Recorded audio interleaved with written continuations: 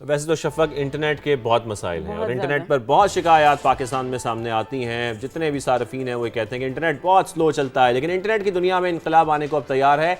5G spectrum की नीलामी 10 मार्च को होगी। कमर्शियल लॉन्चिंग रवां साल के वक्त में होगी और 597 मेगा हर्ट्ज स्पेक्ट्रम की नीलामी होने जा रही है। बिल्कुल ऐसे ही, और 3 ऑपरेटर्स हिस्सा लेंगे इसमें। हर टेलीकॉम ऑपरेटर कम से कम 100 मेगा हर्ट्ज स्पेक्ट्रम हिस्सा हासिल करेगा। और इसके साथ साथ शाहज़ पीटीए हुकाम की जानिब से बताया गया है कि नीलामी के बाद 5G की डाउनलोडिंग जो है ना स्पीड, वो 50 MB रखी गई है। तो ये तो बहुत अच्छी चीज़ है। बिल्कुल, इस पर हमारे मेहमान भी हमारे साथ मौजूद हैं। हम जरा गुफ्तगू करते हैं। टेलीकॉम एक्सपर्ट और साबिक board member USF Imran Akhtar Shah कर चुके हैं। इमरान साहब, बहुत शुक्रिया वक्त देने के लिए।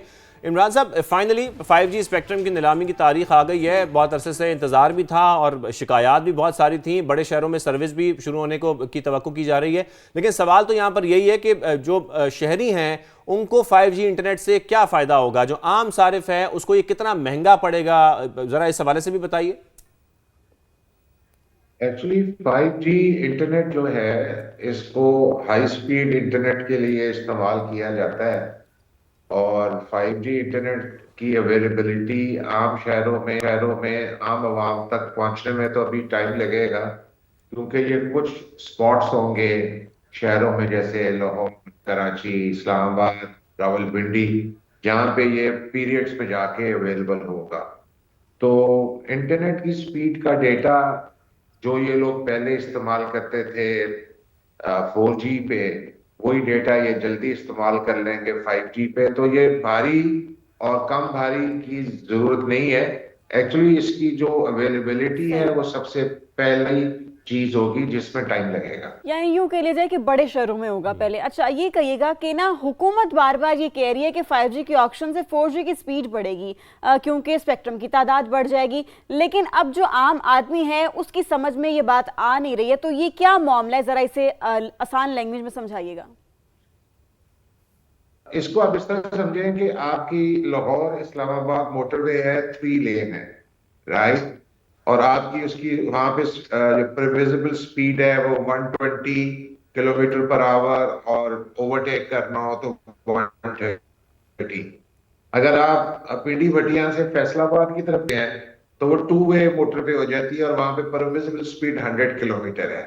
तो बेसिकली जो वायरलेस ट्रैफिक के लिए जो मोटरवे है वो चोक्ड है, जिसकी वजह से बहुत ज्यादा ट्रैफिक आ गई है उस मोटरवे पे जो वायरलेस है। और जिसकी वजह से जो नेटवर्क, जो रोड 100 गाड़ियों के लिए बनाया गया था, वो उस पे अब 200 गाड़ियां चलती हैं। तो जब 200 गाड़ियां आगे पीछे चलेंगी तो ट्रैफिक स्लो होगा। तो इसको इस तरह समझ लें कि आम सारिफ के लिए कि वो जो अब 4G की स्पेक्ट्रम जिसको कहते हैं, जिसको मोटरवे आम अल्फाज में कहते हैं, अगर उसमें वो 1 लेन ऐड हो जाएगी तो उससे स्पीड बेहतर हो जाएगी। बिल्कुल, अब हम ये समझ सकते हैं कि इसीलिए कहा जा रहा है कि 4G की स्पीड भी इसके आने से बेहतर होगी। अब वैसे तो हम देख रहे हैं कि 5G अब ज़ाहिर है आने को तैयार है, हम सब इसको वेलकम भी कर रहे हैं, लेकिन सवाल तो ये है कि क्या हमारे मुल्क में 5G इनेबल मोबाइल फ़ोन्स मौजूद भी हैं या नहीं है, और अगर हैं भी तो वो कितने महंगे पड़ेंगे ये हैंडसेट्स लोगों को। देखें, 5G एनेबल्ड फोन्स जो हमारे हाई ब्रांड्स हैं, जैसे सैमसंग है या आईफोन्स हैं, इनके जो लेटेस्ट मॉडल हैं जो 2024 से हैं, 2025 से हैं, उनके मॉडलिंग में तो ये मौजूद है। मगर ये आम लोग, इनकी जो है ना वो बाइंग पावर नहीं है। तो उसके लिए एक तरीका तो ये है कि 5G के रोल आउट में आप पाकिस्तान में जब ये मोबाइल फोन्स बन रहे हैं तो वो उसके अंदर 5G एनेबिलिटी लाने के लिए पहले तो आपको वो इकोसिस्टम डेवलप करना है जिसका 5G का फायदा होगा। तो मैं तो as a personally, as a telecom professional for last 35 years in telecom, मेरे लिए तो इम्पोर्टेंट ये है कि 4G चलना बेहतर हो जाए, 4G की क्वालिटी ऑफ सर्विस बेहतर हो जाए, जिससे आम सारिफ को फायदा होगा। और जब उससे फायदा होगा तो उनको जो 5G का जो ये राग लपा सही। जाता है ये खत्म हो जाए। बिल्कुल, हम तो यही चाहते हैं कि एटलीस्ट 4G तो हमारा कुछ फास्ट हो जाए, कुछ स्मूथ हो जाए, क्योंकि उसमें भी अभी बहुत ज़्यादा प्रॉब्लम है। जैसे कि आपने समझाया है बहुत अच्छे तरीके से कि 5G स्पेक्ट्रम आने से 4G की सर्विसेज भी बेहतर होंगी। इमरान अख्तर शाह साहब, बहुत शुक्रिया आपने हमें ज्वाइन किया। IMF की टीम 25 फरवरी को पाकिस्तान का दौरा करेगी। IMF की डायरेक्टर कम्युनिकेशन जूली कॉजी की वाशिंगटन में press briefing.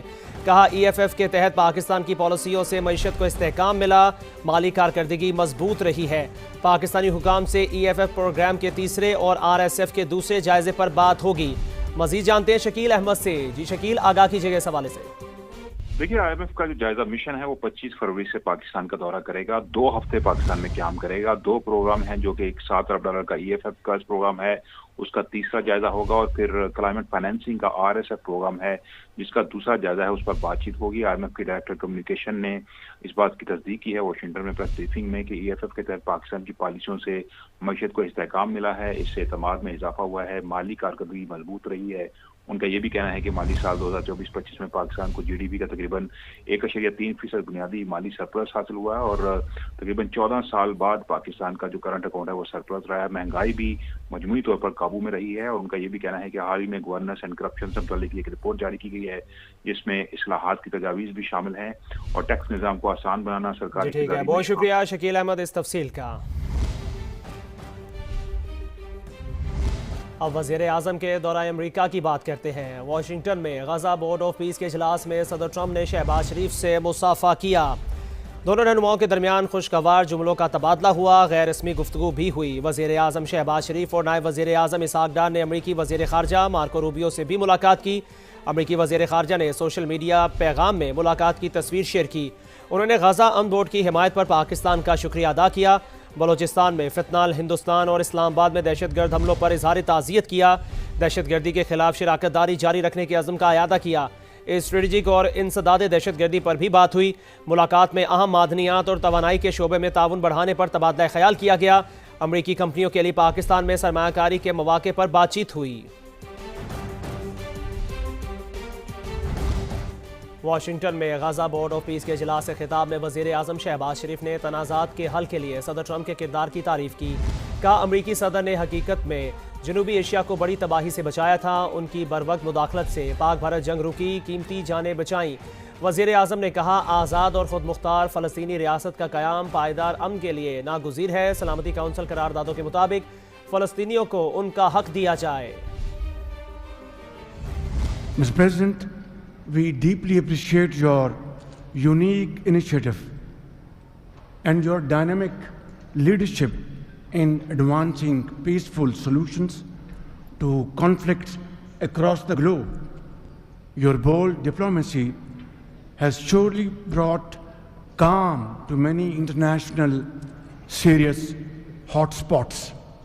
Your timely and very effective intervention to achieve ceasefire between India and Pakistan potentially averted loss of tens of millions of people. You have truly proved to be a man of peace. And let me say, Mr. President, you are truly savior of South Asia.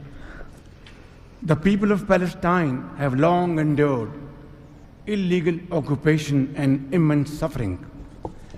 And to achieve long-lasting peace, it is very important that ceasefire violation must end to preserve lives and advance reconstruction efforts.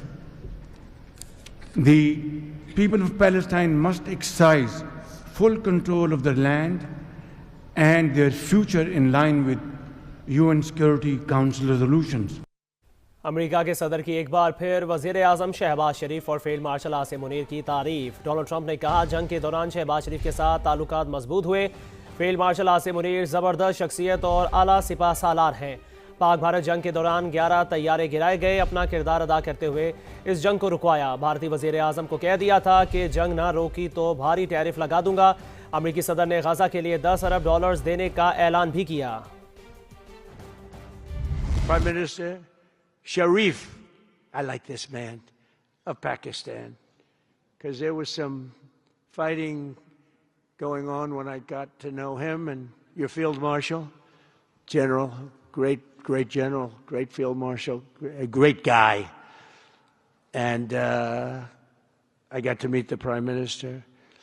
And he said in front of our Chief of Staff, Susie Wells, who's right here, he said, you know, nobody knows this, but I believe that President Trump saved 25 million lives when he stopped the war between us and India, right? You made that statement. I said 25 million lives, could have been much more actually, but it was really a beautiful thing. You said that in front of a group of people they walked out. They don't think about it, but you're talking about that kind of lives. That war was raging. Planes were being shot down, right? And it was Pakistan and India. And I got on the phone with both of them, and I knew them a little bit. I knew Prime Minister Modi very well, actually. I got to know Pakistan through a little trade. They were trying to make too good a deal, and I got a little upset with them. And in the end, they got what they wanted, right? And they made a good deal. And I got to like them, the Prime Minister, the Field Marshal, who's a tough man, a tough, good fighter, right? Good, serious fighter. I like good fighters, actually. And when I heard that they were fighting, I picked up a certain newspaper. I won't tell you which one because it's fake news generally. But I picked up this newspaper and I saw that Pakistan and India were really going at it. And then it got worse and worse, and many planes were shot down. It was all out.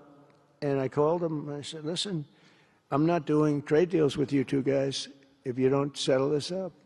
They said, no, that has both of them. They didn't want to do that. I said, no, it has to. If you don't do it, I'm not doing a trade deal. We're not doing a trade deal. And they do a lot of business with the United States, and they sort of softened up all of a sudden. And all of a sudden I read where there was a little bit of a pullback by one and the other, and all of a sudden we worked out a deal, right? But I said, if you fight, I'm going to put 200% tariffs on each of your countries, which essentially makes you not allowed, you can't do any business. One of them, I won't say which one, said, no, can't do that. They both wanted to fight. But when it came to money, it's nothing like money. When it came to losing a lot of money, they said, I guess we don't want to fight. And we solved that deal in 2-3 days, right? And we did. We said, these are two very powerful nations. These are two nuclear nations. And I don't want to say what was going to happen, but, bad things happen. So, Prime Minister, I want to thank you because that was a very big deal. People have no idea. A lot of them say, oh, well, they weren't fighting. They were fighting. 11 jets were shot down, very expensive jets. And they were all in. Both of them were all in, and now they're not. And I think we'll always be able to settle up with them. I really do. I think you're going to have, it's a lot of progress was made even in the relationship. And Prime Minister Modi also, he's a great man. He's a great guy. They're all great. But I was very proud of it. अब आपको बताएं, अमरीकी सदर Donald Trump ने Iran को 10 से 15 दिन का अल्टीमेटम दे दिया। मीडिया से गुफ्तगू में कहा, ईरान अपने जौहरी प्रोग्राम को ख़त्म करे या किसी काबिल कबूल मुआहदे पर आए। अगर ईरान ने ये मुतालिबा ना माना तो उनके लिए बहुत बुरा होगा।